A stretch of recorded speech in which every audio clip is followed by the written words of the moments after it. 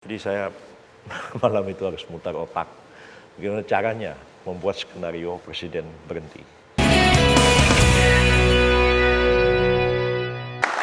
Ini perjalanan karir juga sempat lumayan panjang juga ya di Sesnek, lumayan lama gitu. Ada cuplikannya yang ingin kami perlihatkan? Berikut ini. Oleh karena itu, dengan memperhatikan ketentuan pasal 8 Undang-Undang Dasar 1945 dan setelah dengan sungguh-sungguh memperhatikan pandangan pimpinan Dewan Perwakilan Rakyat dan pimpinan fraksi-fraksi yang ada di dalamnya, saya memutuskan untuk menyatakan berhenti dari jabatan saya sebagai Presiden Republik Indonesia terhitung sejak saya bacakan pernyataan ini pada hari ini, Kamis 21 Mei 1998. Peristiwa ini menjadi salah satu sejarah yang sampai sekarang masih terukir begitu, Bang Yusril. Ceritanya gimana behind the scene-nya? Yang kita tahu hanya Pak Harto membacakan itu begitu. Tetapi sebelumnya penyusunannya dan lain-lain pidatonya seperti apa? Iya, yang terakhir itu sebenarnya tidak sendirian. Beberapa tokoh juga terlibat, antara lain Pak Sunarto Sudarno, Pak Bambang Kesowo, Pak Syafruddin Bahar, itu sama-sama menuangkannya itu dalam naskah pidato pernyataan berhenti Pak Harto itu. Tapi Sempat alot nggak pembuatannya? enggak sebenarnya. Jadi pada waktu kabinet terakhir Pak Harto itu, saya sudah memprediksi bahwa keadaan itu akan terjadi seperti itu. Ya. Pada waktu Pak Harto akan menghadiri pertemuan di Kairo, itu saya sudah menulis satu risalah yang diberikan kepada kalangan TNI, bersiap-siap menghadapi kemungkinan yang paling buruk. Ya. Seandainya Pak Harto itu tidak punya pilihan lain kecuali harus mundur. Nah, ternyata memang ketika Pak Harto pulang ke tanah air, situasi itu sudah sangat mencekam, demonstrasi di mana-mana ketika Pak Harto sudah pulang dari Mesir. Dan pada waktu itu memang ada keinginan membentuk komite reformasi. Jadi datanglah beberapa orang diundang ke istana, Pak Nurholis Majid, Pak Gus Dur, Pak Kiai Ali Yafi, MH Aidon Najib, dan lain-lain. Saya juga diundang juga ke situ. Kita mengadakan pertemuan dan menyarankan supaya dibentuk komite reformasi. Dan saya mengatakan, Pak, inilah saat yang paling tepat Pak Harto mengundurkan diri. Itu saya katakan dalam rapat itu. Iya, saya memang sudah mau mundur. Cuman bagaimana keadaan ini harus tetap terkendali. Begitu. Jadi waktu itu pikirannya adalah kita membentuk komite reformasi itu sebagai transisi. Sampai dibentuknya satu pemerintahan yang baru. Nah, tapi ternyata upaya untuk membentuk komite reformasi itu tidak berhasil dilakukan. Dan yang paling mengenaskan adalah pada malam tanggal 20 itu terdengar isu bahwa sejumlah menteri mengundurkan diri.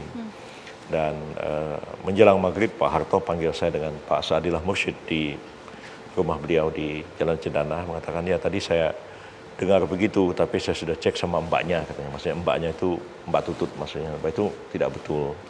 Tapi ternyata kira-kira jam 8:30 malam saya keluar dari rumah Pak Harto karena bekas-bekas wakil presiden itu datang satu demi satu. Pak Umar Wirahadikusuma, Pak Tri Sutrisno, terakhir Pak Habibie datang.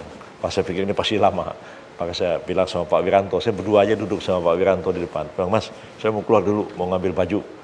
Ya, saya pergi ke rumah Pak Malik Fajar di Jalan Pekalongan. Sampai di situ ada Pak Akbar Tanjung sama Pak Tandri Abeng. Pak Akbar bilang, Ril, gimana di Jalan Cendana? Orang nggak bisa masuk ke situ, kecuali kamu yang bisa masuk, katanya. Iya, saya bilang, ya Pak Harto mungkin akan mundur besok. Bang, saya bilang, apa betul menteri-menteri mundur? Tadi Pak Harto bilang itu nggak betul. Terus Pak Akbar buka jaket dan mengeluarkan amplop surat. Mengatakan, ya menteri-menteri mundur, ini suratnya. Loh, saya kaget. Dan surat itu saya bawa ke Jalan Cendana dan saya lapor ke Pak Harto, berdua dengan Pak Sadillah, bilang, Pak, ini surat menteri-menteri mundur. Kamu dapat dari mana, Ril? Ini dari Pak Akbar Tanjung. Pak Harto baca. Kok begini ya, katanya. Ya sudah, kalau gitu saya mundur saja. Disiapkan bagaimana berhentinya. Dan itu Pak Harto masuk ke dalam nggak keluar-keluar lagi sampai pagi. Jadi saya malam itu harus mutar otak. Bagaimana caranya membuat skenario presiden berhenti. Itu dari kira-kira jam setengah 10 malam sampai pagi.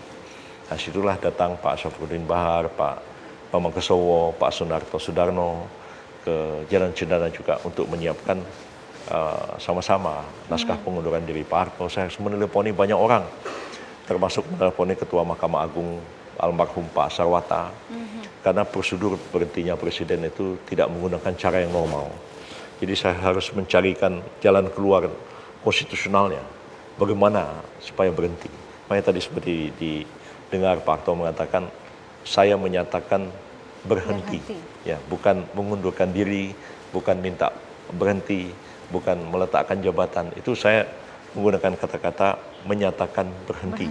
Jadi itu statement sepihak, karena presiden tidak menyatakan itu di hadapan MPR. Presiden kan dipilih oleh MPR. Dan ya banyak hal-hal yang kan sangat mencekam ya. Tapi saya melihat Pak Harto sangat tenang. Pagi-pagi menjelang keluar dari rumah itu masih sempat saya ngomong sama beliau, Pak, ini naskah pengunduran dirinya sudah diketik.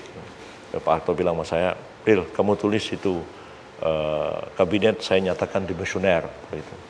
Saya bilang, enggak Pak, kabinet tidak dimisioner. Ya, Bapak berhenti, kabinet dilanjutkan oleh Pak Habibie. Ya, tapi nanti kalau saya tidak bilang begitu, Habibie susah membubarkan kabinet. Tapi Undang-Undang Dasar nggak bilang begitu Pak. Ya sudah, kalau kamu nggak tulis, sini saya tulis sendiri. Jadi diambil pulpen di tangan saya, beliau tulis. Di belakangnya itu ada tulisan tangan Pak Harto mengatakan, saya nyatakan kabinet dimisioner.